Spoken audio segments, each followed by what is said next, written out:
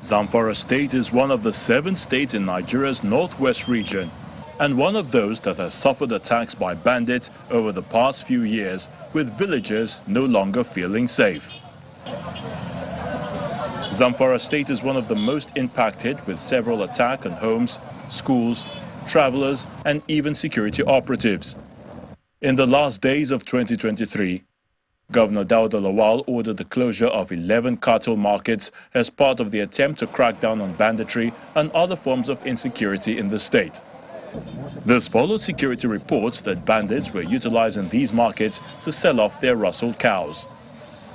The affected markets include Safe, Bilbis, Jangebe, Wuya, Magamindidi, Galadi, Mada, Sabon Birnin, Kokia, Chigama, and Nasarawa Godel markets.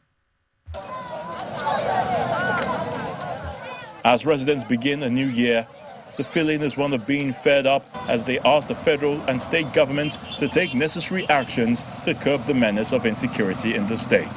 The residents, while speaking with Channels Television on the year 2024 expectations, said the government must match action with words on the insecurity bedeviling the country. I believe we Nigerians generally, we want this government to look at the sufferings, the frustration we have in Nigeria. From the look of things, everybody is not happy. Everybody is suffering from one thing or the other.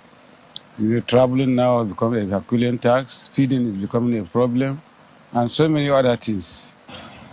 One of the greatest concerns is that Zamafara is an agrarian state, which should be a major food contributor to the country. But banditry has prevented many farmers from accessing their farmlands.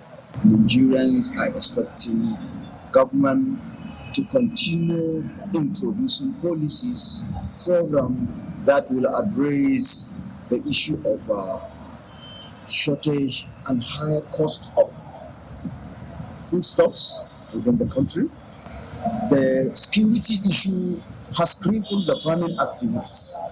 Most of the areas where people can go and cultivate and make a reasonable quantity of foodstuffs are blocked or are prevented due to insecurity issues. They also call on the government to come up with relevant policies that will alleviate the economic hardship being faced by Nigerians as a result of fuel subsidy removal.